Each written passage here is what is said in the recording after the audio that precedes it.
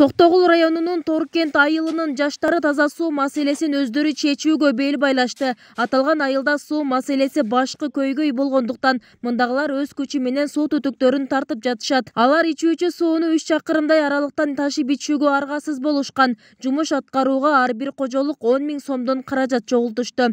Бул суу деген бул самачок деп коет. Самачок бул күнү түнү өчпөгөн суу. Ар бир түтүн мисалы ар кимиз үйүнө киргирип, үйдөгүлөргө ошо таза суу менен камсыз кылайлы деп атабыз. Биз бардыгыбыз үйдөгүлөр эч кимиз ата-энелерибиз бар, жаш балдар бар.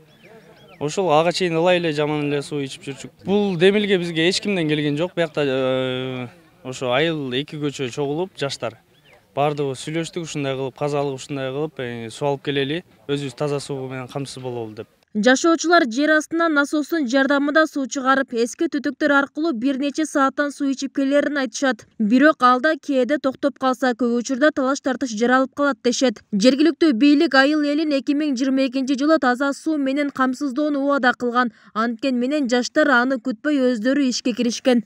2 жыл мурун 2019 жылы биз таза суу жок эле бизде. Биз кара суу деген асты жакта, алыстыгы бир 2 километрдей. Ошол жактан аттар менен, кол менен, тачка менен ташып ишик. Азыр мынакей өкмөттөн ошо каралып берилет, 2022 чейин суу кирет деген, ага биякта жаштар эч кимиз чыдаган жок. Өзүбүз киришели деп. Андан кийин 2019 жылы эле бизге дагы суу чыкты, жанагы насос суу сактагыч булагы. Андан ал саат эртең менен бир 10дордо чыгып, кайра эле 5ке жетпей өчүп калат. Жергиликтүү бийликтен билдиришкендей, Торкент айылында 2019-2020 жылдар аралыгында таза суу программасы менен ичүүчү суу тартылмак болгон. Бирок пандемиядан улам жумуштар токтоп калган. 2018 жылы журт башчынын жанагыраки жыйынындабыз болгон элек.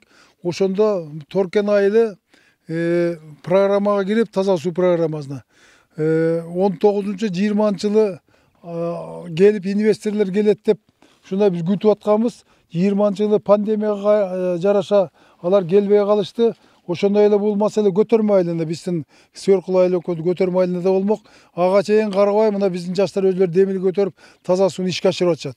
Токтогул районунун Сыйыркулов айыл аймагында жергиликтүүлөр өз күчү менен айылына таза суу чыгаруусу алгачкы ирет болуп жаткан жок. Тагыраагы өткөн жылы жүздөй түтүн жашаган. Көкүрөк айылынын жашоочулары да өз күчү менен 8 чакырымдай алыстыктагы булактан таза суу тартып келишкен.